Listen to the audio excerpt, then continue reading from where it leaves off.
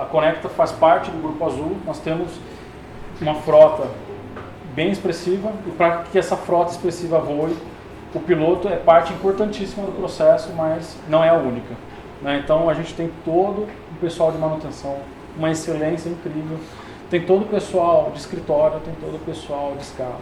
Então, mais uma vez, quando vocês estiverem lá, numa rotina, numa escala, vocês estão torcendo para ter uma escala de 80 horas, voar, conhecer o Brasil inteiro. Quando vocês estiverem no terceiro mês lá, vocês vão falar, quando que é as férias? Porque é isso, gente, é a operação, no calor ali do momento, é muita rotina, é muita informação, que vai levar vocês ali a muitas vezes estar em contato por telefone com um colega que está aqui, e de repente o outro está te pedindo, então é saber administrar isso. Mesmo sendo um primeiro oficial, mesmo sendo um comandante inicial, essa rotina vai pegar vocês lá. E isso faz muita diferença. E quando vocês estiverem numa aeronave maior, numa aeronave com outros tripulantes, comissários, etc., isso também vai fazer total diferença. Beleza, quando a gente fala de instrução, passaram lá na empresa, chegaram lá pra gente no simulador. Esses aqui são os principais desafios de um novo tripulante. Quando eu digo novo no processo, mas pode ser um tripulante que às vezes está uma realocação, né, de trabalho, já trabalhou na empresa, já teve outra experiência, mas para a gente lá ele é um tripulante novo. Qual que é o papel do simulador, qual que é o papel de um SOP, de um manual, etc. Aquilo ali é basicamente a forma da empresa. Então, se eu recebo, qual que é o seu nome? Gabriel. Se eu recebo o Gabriel lá no simulador, aí ele chegou para mim e falou, eu já voei King Air, voei Pilatus, uma porrada de aeronave. Maravilha, excelente. Eu vou pegar ele, como instrutor, eu vou pegar toda essa experiência dele e o meu papel é, da forma mais didática possível, trazer ele dentro para a forma da empresa. Essa forma se chama SOP. Então, quando vocês entrarem, vocês vão ver vários manuais lá, vários nomes, várias siglas. Já lembrem sempre, o SOP é o que vai te dar a base para que você tenha um desempenho, uma aceitação do processo muito melhor. Tá? E uma das dificuldades que a gente tem no simulador inicial é exatamente ter esse entendimento do que está escrito precisa ser cumprido e do que está escrito precisa ser entendido. Né? Então por isso que nesse processo de instrução a gente precisa ali trocar muita ideia entre instrutor e aluno para que vocês entrem afinados ali na operação, sofram menos. Tá? Como que funciona isso no dia a dia? Né?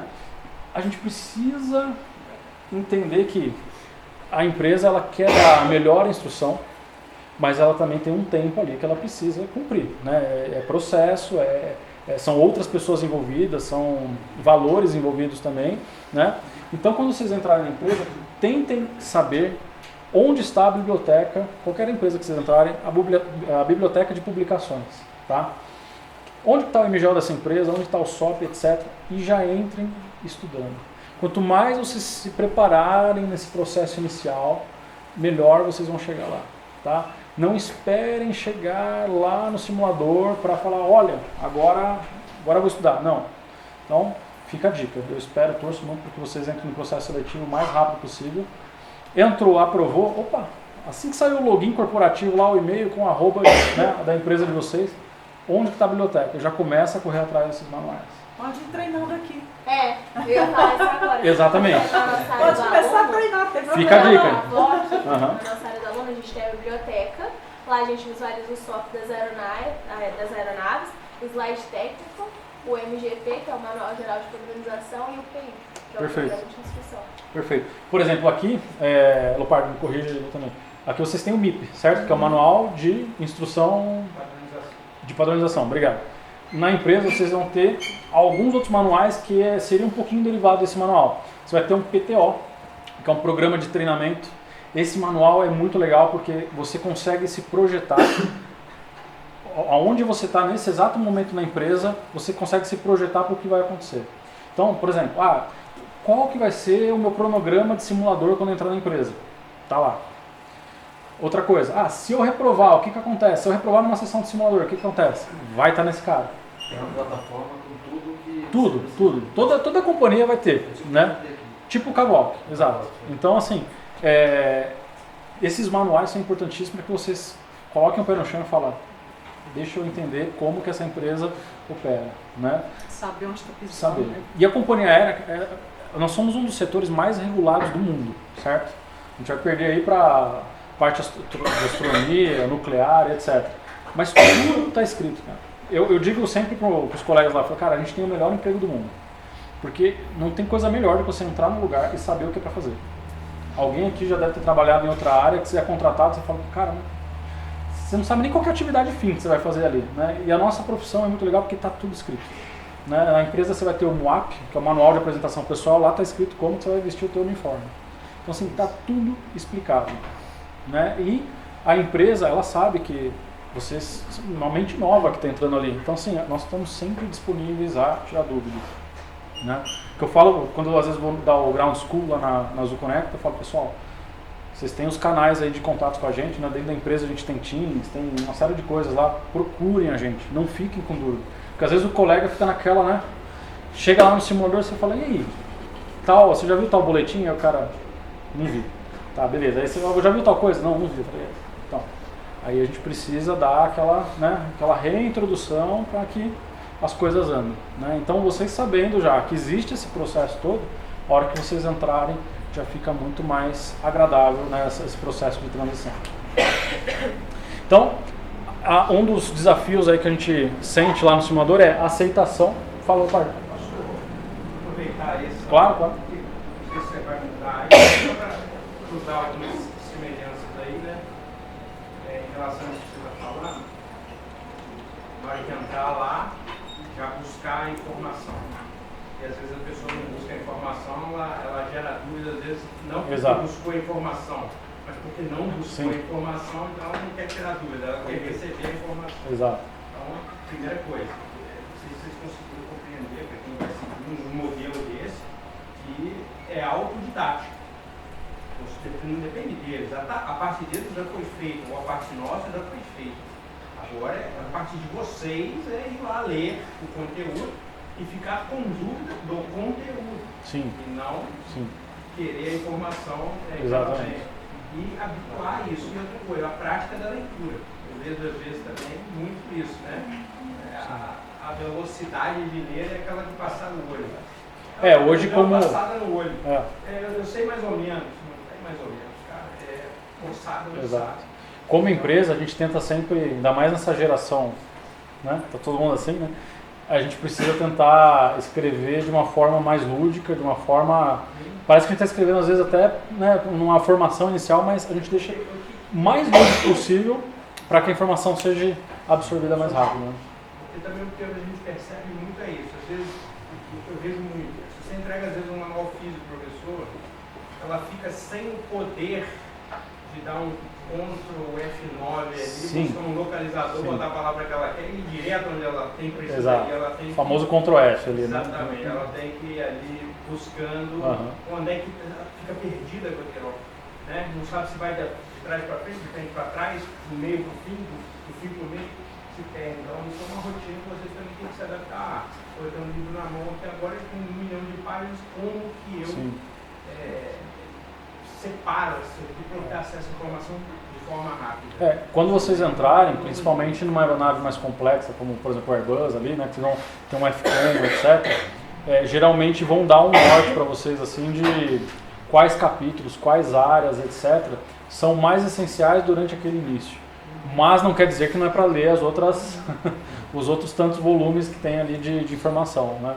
Então, o que vai fazer a diferença ali na frente para vocês serem um piloto mais preparado durante o processo de formação dentro da empresa é a capacidade de vocês trocar informação com a gente. Né? É muito legal quando eu vou dar um simulador, vou fazer o briefing ali da nossa missão e o aluno vem com uma dúvida que eu falo, caraca, de onde que ele tirou essa dúvida? Né? Porque você viu que ele foi ali, né? Às vezes ele pegou um esquema elétrico lá e tentou. Isso é muito legal, porque a gente fala, pô, esse cara está tentando entender a máquina que ele opera. Né? Então isso é fantástico, isso é uma forma da gente ser mais produtivo para nós mesmos. Né? Pensando como um cara que está estudando ali, você vai ser mais produtivo para alcançar o seu objetivo. Na verdade, isso aí não depende de ninguém, né? Só depende de você. É você com você mesmo. O estudo ele é autodidata. Por exemplo, vou pegar um paralelo aqui, né? Quando a gente, na Conecta, depois eu vou mostrar para vocês, nós fazemos simulador em Jundiaí e nos Estados Unidos. quando eu e mais outros instrutores, nós damos instrução lá, nesse simulador Level D nos Estados Unidos. Quando nós fizemos a nossa formação inicial lá, foi direto com a própria Fly Safety, que é a empresa que ministra esse treinamento. Eles fazem exatamente isso que eu estou falando para vocês, eles dão todo o material. Eles falam, ó, tá o material completo, tá a colinha e tá o resumo do resumo. Se você vai só ler o resumo, se você vai só ler a colinha, se você vai ler todo o material, é a sua mente que vai dizer, né?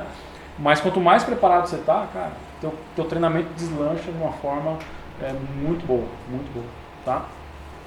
O outro ponto que principal desafio aqui durante esse ingresso, e aí eu vou dizer assim, até como um todo, tá? Pessoal, a gente precisa de uma forma muito transparente, assim, bem humilde pra gente conversar, tá? A gente precisa entender duas coisas. Uma coisa é o nosso anseio pessoal, o nosso umbigo. Então, eu quero ir logo para aquele negócio, eu quero ir logo para a rota, eu quero ir logo para aquele equipamento. Outra coisa é você entender que você está dentro de uma organização que precisa ser organizada e que as coisas devem acontecer dentro de um processo, né? É óbvio que às vezes, né, durante qualquer organização, não estou falando de uma empresa específica, o processo precisa ser melhorado, a organização precisa ser melhorada, etc. Mas você foi escolhido para fazer parte dessa organização. Então, separe o que é o seu anseio pessoal, a sua vontade de estar em algo, né, ou ter algo, do que o todo e a ansiedade. Esse controle da ansiedade é muito importante, né? Porque às vezes a gente entra num processo, né? O mercado, ele às vezes acelera demais uma companhia aérea e às vezes ele deixa a companhia aérea mais tranquila. Então, quando a gente está num momento aquecido de mercado, a gente tem que entender que às vezes o processo demora um pouco. Às vezes quando você entra, você foi contratado, você está recebendo um salário, mas vai ter um processo ali até você efetivar ali nos seus cursos, etc. Então a gente precisa ter esse controle emocional e o entendimento como um todo, tá? E no dia a dia da operação, quando eu falei para vocês ali que a gente precisa entender essa relação com pessoas, essa relação de quem está em volta da nossa operação, é justamente para entender o todo. Porque às vezes, vou dar um exemplo para vocês. A gente vai lá, chama no rádio, não estou falando o que acontece, tá? Mas é um exemplo. A gente chama no rádio, autorizado o embarque. Cara, passa 5 minutos, passa 10, passa 15, aí começa um a olhar para o outro e falar, não, mas é fulano, não sei o que. E aí quando você vai descobrir o real motivo, cara, entrou um trator na frente ali e parou todo mundo, não está embarcando nem a concorrente, nem a sua, entendeu? Então assim, a gente tem que entender que a nossa aviação deve ser cada vez mais simples, mais otimizada, mais coisas acontecem, e a gente tem que entender o todo, né? A gente vai, se eu conseguir entender o todo, levar minha operação para um nível sempre de segurança, cara, zero estresse. E aí eu, de novo, eu reafirmo, a nossa profissão é a melhor profissão do mundo. Está escrito, tem horário para tudo, né? Eu trabalhei com TI, eu comecei a trabalhar com TI dos meus 14, né, até meus 20 e poucos anos, então no total ainda uns 14, 13 anos de profissão. Cara, TI não tem horário. A gente trabalhava 12, 13, 14, 15 horas ali, às vezes entra projeto, é um negócio absurdo. Então assim, a nossa profissão ela é muito tranquila no sentido de, cara, está escrito, tem padrão, tudo foi pensado para ter ali um nível de segurança e um nível de excelência, tá? Então isso é muito bom. Aqui vai bastante para todos nós. Gente, conhecimento superficial e elementar. Infelizmente a gente reprova colegas, e quando eu falo colegas, tá, gente, eu me incluo. Qualquer um de nós às vezes pode estar numa fase que não está atualizado, etc. Por isso que quando eu falo isso é para todos nós, temos um nível de consciência nossa alta. Às vezes conhecimentos superficiais, elementares. Às vezes, é aquele bendito arco DME que você nunca fez na sua vida real, mas é cobrado. Mas por que é cobrado? Porque um dia pode ser que você precise. Hoje em dia é difícil fazer. Às vezes eu peço para o controle, quando eu fui base em Manaus, lá tem um arco DME, às vezes fala, controle Manaus, autorizaria fazer um arco DME ali? Não, negativo. Proa direto, porque o cara quer. O cara não quer ninguém no arco lá, entendeu? Mas assim, faz parte, tem que ser treinado, é um dispositivo que está dentro da aeronave, a gente tem que saber usar, né? Então, às vezes, esse conhecimento superficial pega um pouco e acaba trazendo dificuldade. Para vocês terem uma ideia, grandes companhias aéreas, o bom de instrutor que a gente conversa com instrutores de diversas outras empresas, fora do país, etc.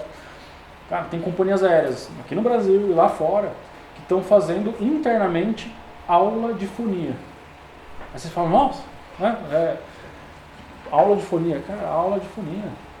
Ah, mas é porque o pessoal não sabe falar na fonia? Também, mas às vezes o cara não tem nem, entre aspas, um decoro de falar na fonia. Um corta o outro, etc. E quando ele vai para a rota, aí ele pega um instrutor que já está há anos ali numa padronização e fala, cara, não é assim. Né? Deixa o outro falar, deixa o outro ouvir. E isso não serve nem não só para nós pilotos, para os controladores de tráfego aéreo também, né? Existe essa preocupação. Então, assim, a gente precisa, às vezes, olhar lá no raso, conhecimento de base, o que está faltando na gente, o que a gente usa pouco, etc., para se preparar para o processo seletivo e para o nosso dia a dia lá na empresa. Tá?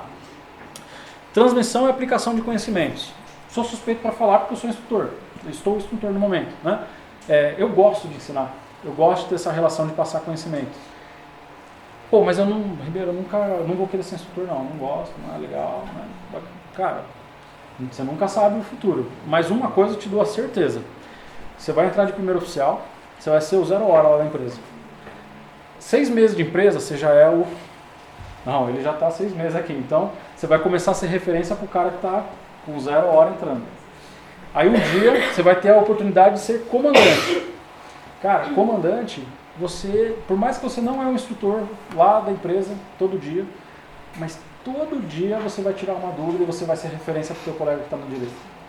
Né? E a gente tem que ter esse ímpeto de querer ser referência para o colega que está na direita. Significa que você está estudando, significa que você está querendo dar o seu melhor. Né? E a gente acaba sempre tendo que cair nesse item, que é transferir conhecimento. Tá? Então, muitas vezes, uma seleção de companhia aérea vai exigir de vocês explicar algo simples. Né? Hoje, lá na Azul, nossa seleção é cada vez mais humanizada. Então, é um bate-papo para deixar vocês confortáveis para contar a experiência de vocês, né? O background de vocês na aviação. Então, se a gente te perguntar, para que serve esse determinado sistema? Pô, eu não sei. Cara, vai a fundo lá. Algo você sabe, algo você leu. Tenta transferir esse algo que você sabe, mesmo que simplista, para o teu examinador. Né? Lá no simulador é a mesma coisa. Né? Quando a gente está passando conhecimento ali no simulador, né, durante já a formação de vocês, você vai ser exigido de passar conhecimento para o colega. Você vai ser exigido de passar, gerenciar junto com o colega ações, né, que você vai ter essa troca de informação. Então, olhem bem, para quem está de instrutor aqui no Aeroclube, pense no dia a dia, estou passando bem a minha informação final para o meu aluno? Né? Comunicação é uma coisa muito simples. Ah, aquele cara fala bem, o outro fala mal. Não, cara. Comunicação eu conversei com ela entendeu o que eu falei? Ótimo. Comunicação foi feita com excelência. Eu falei o que eu queria, ela entendeu. Se ela não estiver entendendo, aí a gente vai ter que... Ou eu estou explicando mal, ou algo está atrapalhando aqui a nossa comunicação. Tá? Relacionamento interpessoal, a gente já falou pra caramba até agora, mas isso pega muito, tá, gente? E aí eu vou... Não tem um slide aqui específico, mas basicamente eu vou tentar resumir para vocês. Existe no mercado hoje, tá? Alguns tipos de piloto. Não vou dizer que um é pior que o outro, não é isso, tá? Esses perfis de pilotos provavelmente vão ter que estar alinhados com o perfil do empregador. Provavelmente não, essa é a regra, né? Então, quando eu recebo lá na instrução um perfil de um piloto que voa a vida inteira no 121. 121, tudo bem? Para todo mundo, 121 linha aérea, né? Quando esse cara do 121 vem voar com a gente, o que eu espero dele realmente é o que está nato nele. Padronização. O cara já sabe os manuais. Às vezes o cara já chega com hoje eu gosto de tudo digital, né? Mas às vezes o cara chega com um calhamaço de papel impresso e fala, não, isso aqui eu estou lendo lá no TEL para... A gente espera isso desse cara. E ele entrega esse nível lá na instrução. Onde que às vezes vai pegar? Pô, quando a gente fala de uma operação como o cara, às vezes ele ficou a vida inteira voando aeronaves aí com uma automação muito grande. Quando ele vem para o cara, vai ser exigido mais pé e mão. Aí eu vou ter que fazer um trabalho com ele ali de correção, de melhoria, para que ele saia completo para a rota. Então, esse é um perfil. Outro perfil é o que vem do 91. O que é o 91 que eu estou falando? Cara, é a aviação que vocês estão hoje aqui, mas como a gente está falando de instrução, eu diria que no processo de estudo vocês estão mais frequentes, tá? Mas o 91 é muitas vezes aquele piloto que está inserido num avião particular, num Cirrus, num Pilatus, em qualquer outra aeronave, até mesmo num Seneca, etc., qualquer aeronave. E ele não tem ali uma empresa para falar, cara, ó, uma semana que vem simulador, né? Porque empresa aérea, muitas vezes você está lá, você fala, passei de simulador, daqui a pouco toca o telefone, ô Fernando, tem um simulador aqui que eu preciso de um ala. É amanhã às 9, entendeu? Então, assim, o teu conhecimento tem que estar sempre atualizado e tem alguém ali. O 91, se ele é um cara disciplinado, ele vai estar bem. Mas se ele estiver ali, dependendo da rotina de vida dele, etc., né, do próprio voo, às vezes é um operador que voa ali 10 horas por mês, ele às vezes não está tão atualizado. Então, quando ele entra num ambiente como uma operação regular, com a nossa, etc., a gente vai ter que exigir dele, vai ter que dar ali munição para que ele entre nessa padronização e ele entenda que ele fala, não, cara, agora eu preciso todo dia, né, estudar um pouquinho para chegar lá onde está sendo exigido. Tá? Esse é um perfil. E o outro perfil são vocês aqui, que estão num dia a dia de estudo. Então, para quem está como aluno hoje só do Aerobudo, vocês estão todo dia estudando um pouco, certo? Essa rotina de vocês, se vocês tiverem uma oportunidade com pouca hora, provavelmente vocês vão estar bem legais para o processo seletivo que vocês estão estudando e para o simulador inicial. Onde que vai exigir mais de vocês? Muitas vezes na rota, num voo local para manobras. Então, quando o instrutor chegar para vocês e falar assim, cara, vamos lá, uma manobra aqui, curva de grande. Tua curva de grande não está legal. Aí você vai lá, vou refazer. Aí você faz meia boca. Cara, seja exigente com você. Eu vou fazer a melhor curva de grande. Não precisa ser Top Gun, não. Eu vou tentar, se meu instrutor está falando para fazer tal manobra, eu vou tentar dar o meu melhor. E é uma via de mão dupla. Se você está sendo cobrado para fazer certo, pergunte para o seu instrutor. Porque muitas vezes, eu sei que acontece porque é normal, mas a gente tem que tentar corrigir. Muitas vezes vocês estão lá no voo, naquela correria, naquele barulho todo, né? Aí você fala, ó, a manobra não ficou legal. Tá, faz de novo. Ah, não tá legal. Não, pera, vamos voltar. Cara, exija também, e vocês instrutores exijam de vocês de falar, não, cara, eu vou ter que dar uma instrução. Assim, ao pé da letra. Então, cara, só um minutinho, vou exemplificar aqui para você. Faz a manobra, vem comigo, voltar lá pro básico. A gente paga muito caro pela hora, né? Então, assim, a gente tem que ter o melhor aproveitamento dessa hora dos dois lados. O instrutor de ter um aluno também preparado, né, ver que ele estudou, e também o aluno ter um instrutor que, quando surgir a lacuna da dúvida, da oportunidade de correção de uma manobra, esse instrutor vai entrar lá para realmente mostrar como tem que ser executado com qualidade. Isso vai trazer vocês para um nível, principalmente quando a gente fala do famoso pé e mão, muito bom. Né? E quando a gente fala da operação da Azul Conecta, né, o cara vai exigir isso. Ele é uma aeronave que tem uma excelente automação. O nosso processo de formação de um piloto na Azul Conecta, ele vai ser passado por simulador. Se o candidato for lá para os Estados Unidos com a gente vai formar ele no full flight, igual um Airbus, né, o processo de formação. Ele vai fazer tudo no simulador e de lá ele vai direto para a rota. Mas ele pode não ir para lá e ele vai fazer o quê? Um simulador AATD conosco aqui no Brasil.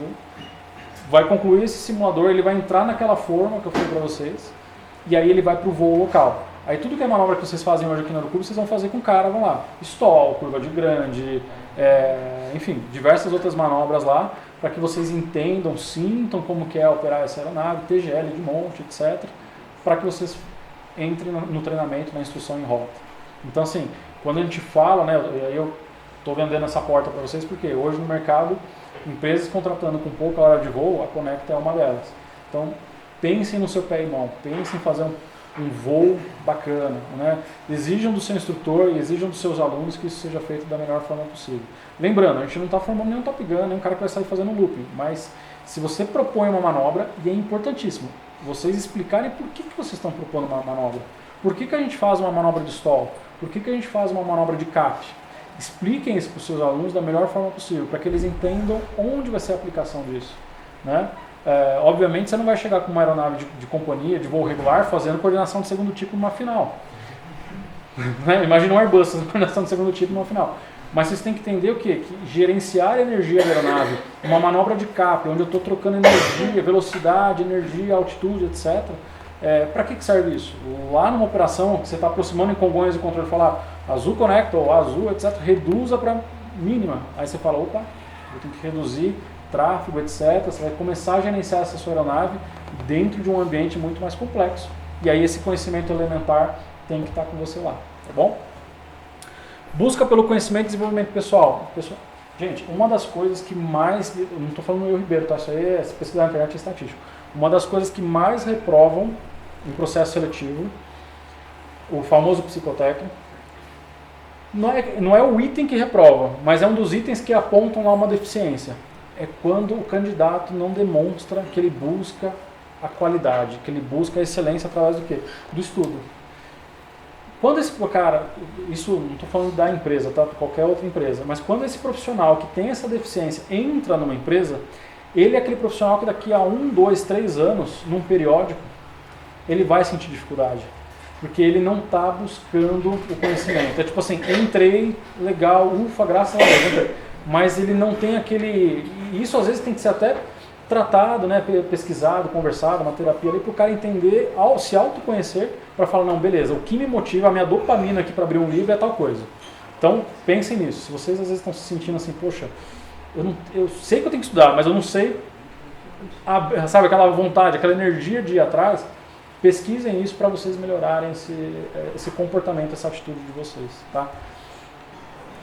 Porque, infelizmente, a gente chega num periódico, chega num determinado momento lá que começa a passar, né, o simulador de novo, etc. E a gente vê que, infelizmente, alguns primeiros oficiais, vou pegar o caso aqui, que seria, né, o ingresso aqui da maioria, ele ficou passeando com aquele equipamento, né, ou seja, ele ficou passeando de Caravan 1, 2 anos, aí quando chega, abre aquela porta chamada elevação, ele não está pronto. Aí você fala, o cara ficou 2 anos passeando de avião e não está pronto para ser comando. A companhia aérea, né, e a gente pode até comentar, né, surgiu uma matéria esses dias aí que nos Estados Unidos está com um problema que os copilotos, por N motivos, não querem elevar para comando, né? Porque fizeram uma carreira lá, o tipo de progressão salarial é diferente, etc. Mas quando a gente fala de conhecimento, de estudo, gente, não percam a oportunidade. O mercado aquece e desaquece, e a oportunidade às vezes de elevar, né, pode ser que o teu objetivo nunca seja ser um comandante. Não quero ser. Mas a própria empresa, e as empresas brasileiras, eu tenho quase certeza que todas elas têm esse propósito, elas pensam assim, o meu copiloto é o comandante de amanhã. Então quando elas estão ali incentivando você, pagando curso, etc., elas sabem que esse futuro piloto vai ser um comandante ali da empresa. E quando a gente lá no simulador vê algum detalhe, fala, pô, esse cara está com determinada dificuldade de seguir padronização. Qual que é a primeira coisa que a gente pensa? Quando ele for comandante, ele vai seguir a padronização? Então, pensem nisso também. Quanto mais vocês tiverem isso, lembra lá a cultura, né, etc., da segurança, quanto mais vocês tiverem isso internalizado em vocês, falar, não, pô, eu tenho isso comigo, eu sou um cara que vou atrás, etc., estudo, cara, o teu processo de transição, seja transição de equipamento, de copiloto de Caravan para copiloto de 320, de copiloto 320 para 330, isso vai ser mais suave, como também numa hora de elevar, você conseguir elevar com mais facilidade, tá? Guilherme, uma dúvida aqui. Você como primeiro oficial, né? Eventualmente surgiu uma oportunidade de progredir para comandante. Vocês dão algum tipo de curso lá dentro para o cara se preparar? Ou existe alguma orientação nesse sentido? Para elevação? Não existe um preparatório. Porque, veja, todo o processo de ensino e aprendizagem da empresa é sempre colocando o primeiro oficial como um comandante também. Ele é um piloto ali. Então, veja só, durante a tua experiência, vamos supor que você fique 3, 4 anos de primeiro oficial. O que a gente entende? Toda aquela tua experiência de 4 anos operando aquele equipamento, né, tendo referências, vários outros comandantes como referência, etc., vai te trazer o mínimo de conhecimento para que você ingresse no processo seletivo para comandante, uma elevação interna. Aí, durante o treinamento de comandante, porque, assim, uma coisa é óbvia, quando a gente faz o processo seletivo para elevação, vou falar da Conect específico, a gente espera várias qualidades deles. Mas uma coisa que eu espero de nível básico é ele na esquerda, a operação na esquerda, né? Então, por exemplo, o cara não tem particularidades que tem na esquerda e não tem na direita. Então, essas coisas assim são ajustáveis, a gente entende que ele não tem. Agora, quando eu falo assim, o básico do manual da aeronave, o conhecimento do manual da aeronave, a gente entende que durante todos esses anos que ele ficou como copiloto, ele teve ali um crescimento de informação, de conhecimento, que a hora que abrir a oportunidade para ele ser comandante, ele já vai ele só vai aprimorar, né? Quando eu elevei, vou citar de exemplo, quando eu fiz a minha elevação para comando, Eu fiquei 1 ano e 9 meses de primeiro oficial na Azul Connect. Quando eu elevei, esse 1 ano e 9 meses, cara, eu corri atrás de muita base de estudo, muita troca de informação com meus colegas comandantes, etc. Para que quando chegasse a minha vez de elevar, eu falasse, opa, eu vou gerenciar esse avião da melhor forma possível. Né? Então isso faz parte. Né? Pode ser que no futuro a gente tenha até algumas coisas mais preparadas, algumas facilidades assim de mostrar o caminho. Eu gosto muito de falar isso lá na Conecta. A gente precisa, às vezes, mostrar o caminho. Falar, pô, o que eu estou esperando no futuro comandante? Né? Eu gosto de citar um exemplo muito bacana. Eu fiz um processo seletivo, eu e mais meus colegas, tem uma equipe lá que a gente avalia o copiloto para ele levar. Nós avaliamos um colega, ele não foi tão bem. Por isso que é muito importante uma coisa básica da nossa instrução aqui, que é o debrief. Fizemos um debrief com ele, infelizmente, não foi dessa vez. Você precisa melhorar isso, isso e isso para você sair comando. O colega foi, fez a lição de casa. 6 meses depois ele passou pelos mesmos instrutores na elevação e foi aprovado, hoje está na rota aí, já está felizão. Então assim, é importante isso. Da empresa, do instrutor, então quando a gente fala aqui no ambiente de aeroclube, cara, o debriefing, a gente sabe que isso não só na instrução, mas em outros momentos, às vezes o debriefing ele é meio deixado de lado, é meio aquele debriefing assim, pessoal, vocês entenderam lá o que eu falei? Acabou, né? Cara, o debriefing é muito importante. Quando a gente fala de debriefing, eu gosto sempre de falar do debriefing estruturado, o feedback estruturado, né? O famoso feedback estruturado. Cara, mostrem para o cara onde está o defeito. E sejam sinceros, na lata, teu defeito está aqui. É isso que a gente faz lá. Então, por exemplo, no processo de elevação, existe um tete a tete ali com o colega que fala, seguinte, você fez isso, isso, isso, ficou muito bacana, mas determinadas ações ali te pontuou para você tomar um gancho aqui e fazer daqui 6 meses, um exemplo. Né? Então isso é importante, essa troca, isso acontece na empresa. Tá? Alguma dúvida relacionada? Então, não deixem de correr atrás, tá? Conhecimento, mesmo que fala, eu vou ler um negócio aqui que nem está me interessando. Cara, às vezes uma matéria, um post lá, tem vários sites de excelência aí, né, que a gente sabe. Às vezes surgiu um assunto que às vezes eu olho e falo, cara, não conheço, não sei o que é isso, vou lá dar uma olhada. Pô, minha aeronave nem tem, eu vou lá dar uma olhada. Nunca se sabe, né? Então isso faz muito parte, tá?